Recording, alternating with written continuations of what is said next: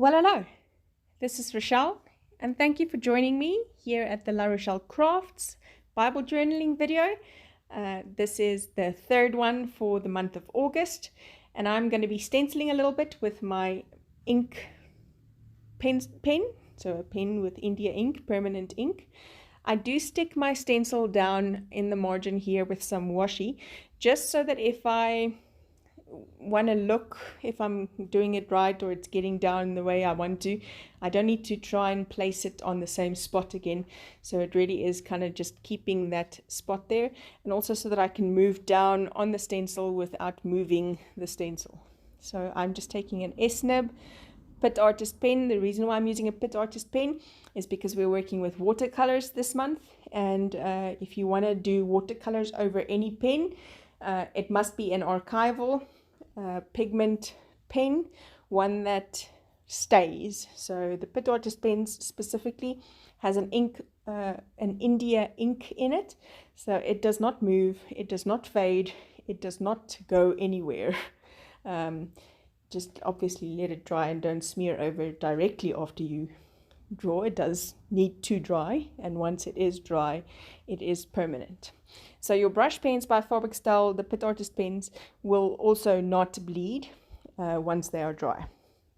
So I'm just kind of highlighting or underlining the words that are key to this verse in Philippians 4 verse 8, where it speaks of what we should be thinking of, what should be in our heart. So we're speaking about guarding our hearts, and we need to put into our hearts the right things. And Philippians 4 gives us that kind of guidance when it says that we should, finally, brethren, whatever things are true, whatever things are noble, whatever things are just, whatever things are pure, whatever things are lovely, whatever things are of good report, if there is virtue in any, and if there's anything praiseworthy, meditate on these things. So the more we put these things into our heart, that will be then what comes out of our mouth. So you need to fix your heart.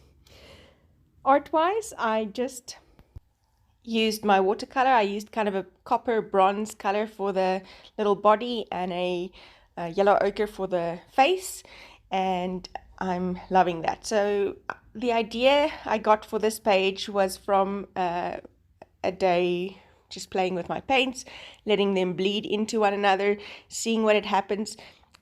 I did that obviously on watercolor paper, so the effect is different on watercolor paper than what it is on your Bible page. So with the Bible page, you'll see that it kind of pools in places where it crinkles, and with watercolor paper, it obviously doesn't. It sits where you leave your brush. So where you pick up your brush after you've done your little painting, the pool of watercolor will stay there.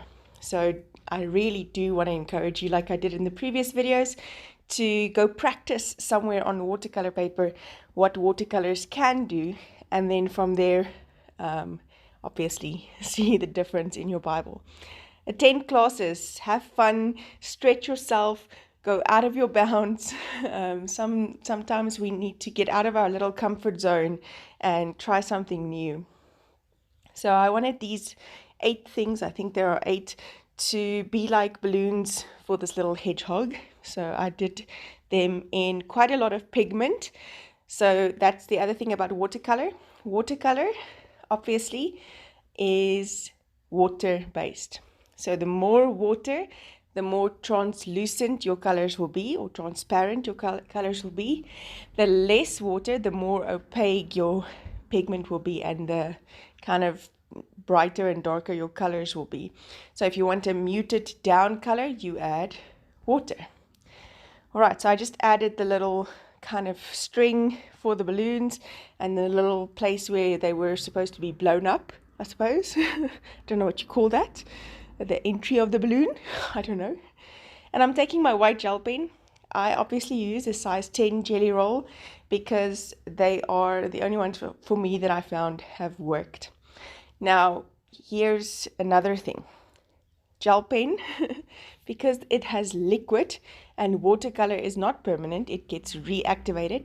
I did need to kind of wipe down my nib of this gel roll onto a piece of tissue paper, because it did pick up some of the pigment of the watercolors.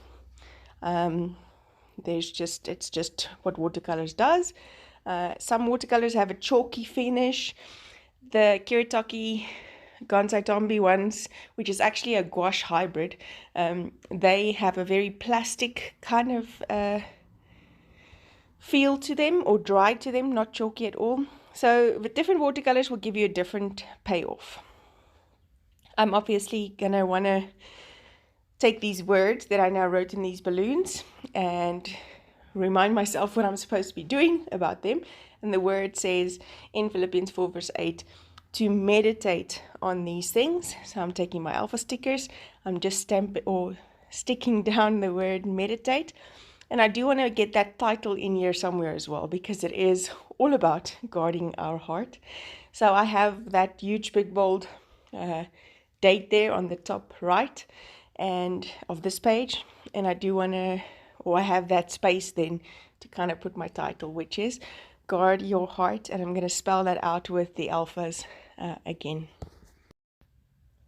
Once I've spelled it out with the alphas, I'm going to take my black pet artist pen and just outline these cutesy balloons, and then pretty much call that a page.